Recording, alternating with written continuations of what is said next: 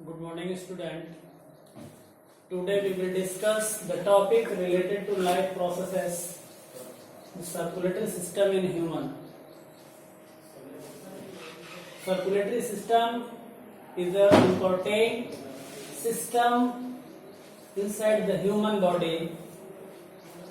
All the function based on circulation.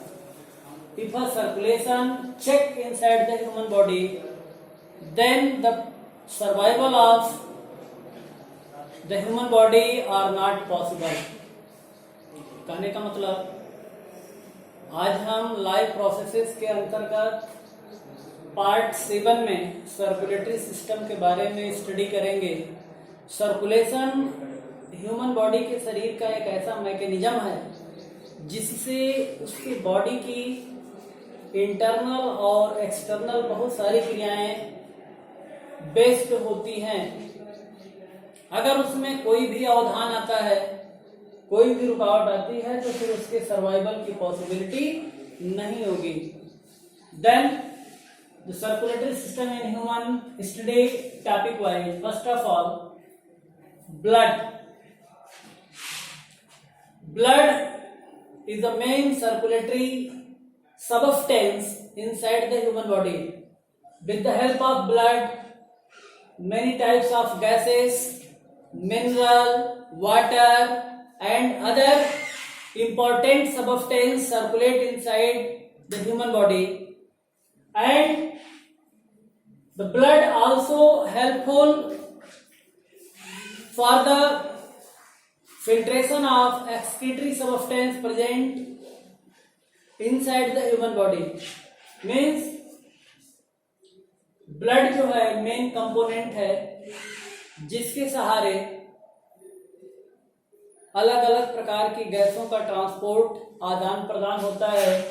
साथ में different important mineral और वाटर का भी ट्रांसपोर्ट बॉडी के अंदर होता है, जिससे हमारे बॉडी में डिफरेंट मेटाबॉलिक एक्टिविटी को फुलफिल करने में सहयोग मिलता है। तो मेन कंपोनेंट ब्लड है। Then the composition of blood. अब दूसरे नंबर पर आता है कि अगर ब्लड है तो ब्लड में क्या ऐसा है जिससे वह यह सारी प्रक्रियाओं में अपना रोल प्ले करता है। कंपोजिशन में 1 by 1 यहाँ पे लिखा गया है RBC, WBC, plasma, platelets.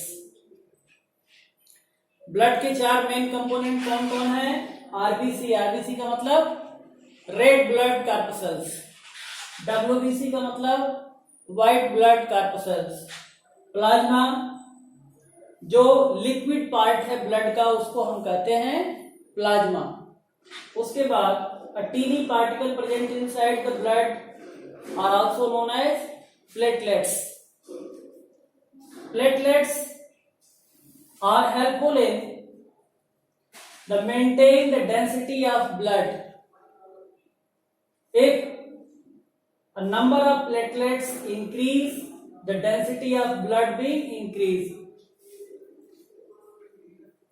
If a concentration of platelets are decreased, then the density of blood are decreased. In both conditions, if a density increase means the fluency of the blood are the decrease. The blood are not easily flow inside our body. Then the case of heart attack are possible.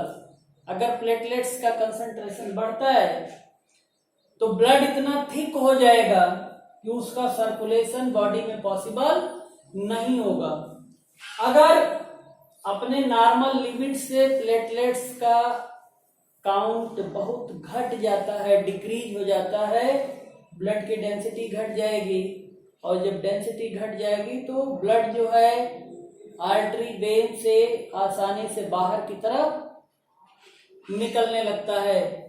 कुछ जो sensory sites हैं body की वहां से blood जो है निकलने लगता है। इंटरनल हीमोरेज का कारण होता है, जिससे बहुत सारे केसेस में ह्यूमन की डेथ हो सकती है।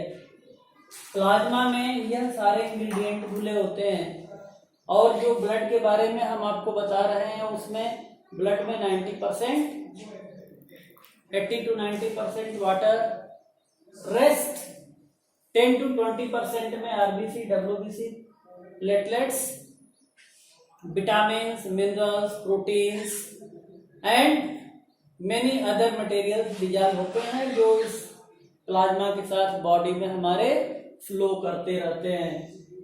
तो यह ब्लड का कंपोजिशन हो गया। अब इसमें आरबीसी का क्या रोल है, डब्ल्यूबीसी का क्या रोल है।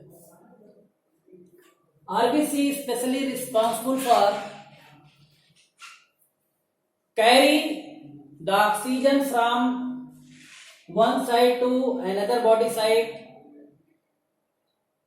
similarly carry the carbon dioxide, carry the oxygen from one side to another side, or in other word we can say RBC are able to bind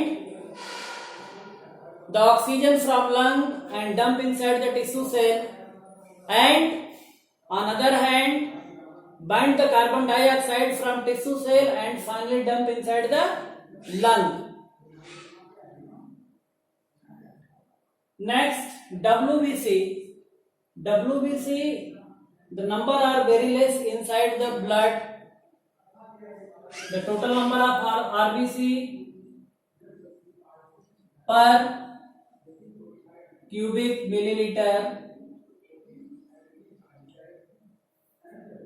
5.5 to 5.5 million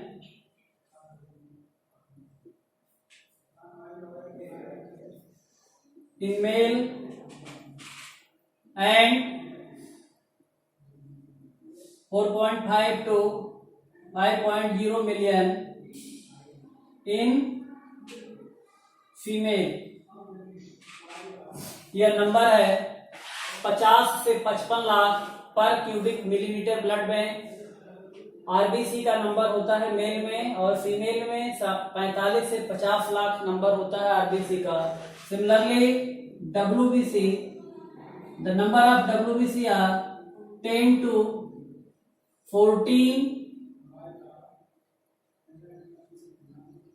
10,000 to 14,000 in human. यह normal range है, 10 से 14,000 WBC का number होता है। This WBC responsible for promote the immunity inside the human body.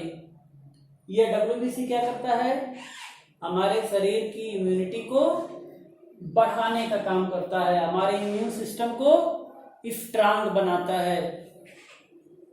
The WBC are further divided into 5 subcells: eosinophil, basophil, neutrophil, lymphocyte and monocyte. The 3 important cells related to WBC: eosinophil, basophil and lymphocyte shows the phagocytic mechanism inside the human body. यह तीनों cell क्या करती हैं, phagocytosis का काम करती हैं। Means they have the ability to phagocytose the foreign particle enter inside our body or harmful pathogenic particle enter inside our body or dead or decaying cell present inside our body. यह तीनों cell करती क्या है, eosinophil, basophil और lymphocyte. यह बाहर से आए हुए किसी भी हार्मफुल पदार्थ को खा जाते हैं। अगर कोई फॉरेन बैक्टीरिया, वायरस बॉडी के अंदर इंटर करता है तो उसको भी फैगोसाइटोस करते हैं, खा जाते हैं, जिससे हमारे शरीर की रक्षा होती है। और साथ ही जो हमारे शरीर के अंदर सेल डेड होती हैं, उस डेड सेल को भी फैगोसाइटोस करने की अथॉरिटी इस WBC के इन 3 सेल्स के पास होती है। इस तरह से हमारे इम्यून सिस्टम को बढ़ाने का कार्य करते हैं। Then third step related to circulatory system in human, circulatory site. with the help of artery and veins blood circulate inside our body. Artery और वेन के सहारे ब्लड जो है हमारे शरीर में ट्रेवल करता है, जैसा कि फिगर के साथ आपको दिखाया गया है। यह हार्ट है, जो वेन सर्कुलेटरी ऑर्गन है, जो पंप करके ब्लड को हमारे बॉडी के अंदर सर्कुलेट कराने का कार्य करता है। Right auricle, left auricle, left ventricle, right ventricle, 4 chamber है हार्ट में। और जैसा कि फिगर में आप देख रहे हो, लेफ्ट ऑरिकल जो है इसमें लंग से ब्लड आता है, तो लंग से जो ब्लड आएगा वो ऑक्सीजनेटेड ब्लड होगा। और जो राइट ऑरिकल है इसमें लोअर बॉडी पार्ट और अपर बॉडी पार्ट से ब्लड आकर के डिपॉजिट हो रहा है। और जब इन दोनों लेफ्ट एंड राइट ऑरिकल में कंट्रैक्शन होता है, इसके बाद जब कंट्रैक्ट करते हैं तो ये बाइकस्पिड और ट्राइकस्पिड वाल्व खुलते हैं और इसके अंदर के ब्लड जो है वो आ जाते हैं लेफ्ट एंड राइट वेंट्रिकल में। और जैसे ही लेफ्ट एंड राइट वेंट्रिकल में ब्लड पहुंचता है, यह वेंट्रिकल की valve with the help of Purkinje fibre and AV node contract करते हैं। और जैसे ही कॉन्ट्रैक्ट करेंगे तो आप देख रहे हैं कि ये है एओर्टा, जो लेफ्ट वेंट्रिकल से कनेक्ट है। इसके अंदर का ब्लड जो है इस एओर्टा के सहारे लोअर एओर्टा और अपर एओर्टा के थ्रू अपर बॉडी पार्ट और लोअर बॉडी पार्ट में ट्रांसमिट होते हैं। और राइट वेंट्रिकल में जो इम्प्योर ब्लड है, जो lower and upper body part से रिटर्न आया है वेना केवा के द्वारा, यह राइट वेंट्रिकल के थ्रू निकल करके लंग में केवल प्रेषित किया जाता है पल्मोनरी आर्टरी के द्वारा, और पल्मोनरी वेन के द्वारा पुनः लंग से ब्लड लेफ्ट ऑरिकल में आता है। तो इसमें कुछ एक्सेप्शन है, जैसा कि आपको इस सर्कुलेटरी सिस्टम में बताएंगे। The artery have the ability to carry pure blood but except pulmonary artery. हमारे शरीर की सारी आर्टरियां कैसा ब्लड कैरी करती हैं? प्योर, लेकिन केवल पल्मोनरी आर्टरी को छोड़ करके। जो लंग को ब्लड ले जाती है आर्टरी, वह इम्प्योर ब्लड ले जाती है। और उसी प्रकार हमारे शरीर की सारी वेन्स जो है वह इम्प्योर ब्लड कैरी करती हैं, इम्प्योर ब्लड को ट्रांसपोर्ट करने में सहयोग करती हैं, but except pulmonary vein, pulmonary vein को छोड़ करके। पल्मोनरी वेन लंग से ब्लड को लेफ्ट ऑरिकल में ला करके डंप करता है, तो लंग से जो ब्लड आएगा वो ऑक्सीजनेटेड ब्लड होगा। बाकी किसी भी वेन में ऑक्सीजनेटेड ब्लड का ट्रांसपोर्ट नहीं होता है। तो इस तरह से यह सर्कुलेटरी साइट है जो हार्ट से जुड़ करके artery vein, vena cava, aorta और जो कैपिलरीज हैं उनके सहारे पूरे बॉडी में ब्लड का ट्रांसपोर्ट होता रहता है। लास्ट टॉपिक है सर्कुलेशन से related blood pressure. What is blood pressure? Due to contraction inside the heart wall, the blood pump up inside the arteries with huge pressure. These pressure are also known as blood pressure. जब heart pump करता है तो pump करने के साथ झटके से blood जो है आर्टरीज में प्रेषित होता है। तो आर्टरी में जिस प्रेशर के साथ ब्लड फ्लो कर रहा है उसी प्रेशर को हम ब्लड प्रेशर कहते हैं। और उसको आसानी से आर्टरीज के ऊपर अपना हैंड रख करके भी आभास किया जा सकता है, या फिर ब्लड प्रेशर को मेजर करने के लिए एक स्पेसिफिक इंस्ट्रूमेंट प्रयोग किया जाता है, स्फिग्मोमैनोमीटर। स्फिग्मोमैनोमीटर के सहारे हम ब्लड प्रेशर को डिनोट कर सकते हैं, और साथ में स्टेथोस्कोप जिसके सहारे हम आर्टेरियल वाल के ऊपर उस हार्ट के द्वारा प्रेषित किए जा रहे प्रेशर को हम मार्क कर सकते हैं, रीड कर सकते हैं और हम बता सकते हैं कि उस पर्टिकुलर पर्सन का प्रेशर कितना है। तो इस स्फिग्मोमैनोमीटर के सहारे जो नॉर्मल ह्यूमन बीइंग का ब्लड प्रेशर होता है 20 to 25 ईयर एज में 120/80 सिस्टोलिक एंड डायस्टोलिक। सिस्टोलिक मतलब अपर प्रेशर, डायस्टोलिक मतलब लोअर प्रेशर। अपर प्रेशर मतलब जब हार्ट कॉन्ट्रैक्शन के कंडीशन होता है, झटके से जब कॉन्ट्रैक्ट करता है उस समय ब्लड जो फ्लो कर रहा होता है उसको हम कहते हैं हाई प्रेशर।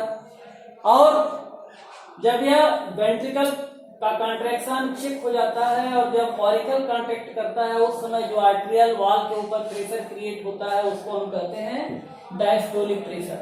तो डायस्टोलिक और सिस्टोलिक प्रेशर में लगभग 40 mmHg का अंतर होता है।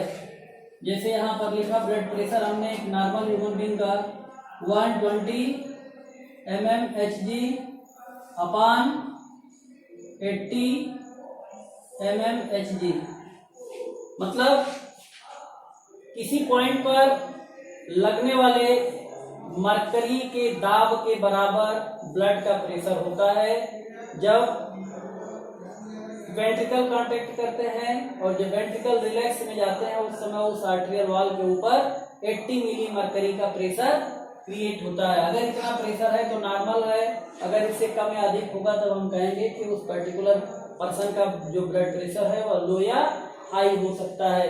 और जैसे 25 साल के बाद after 25 year gradually increase the as,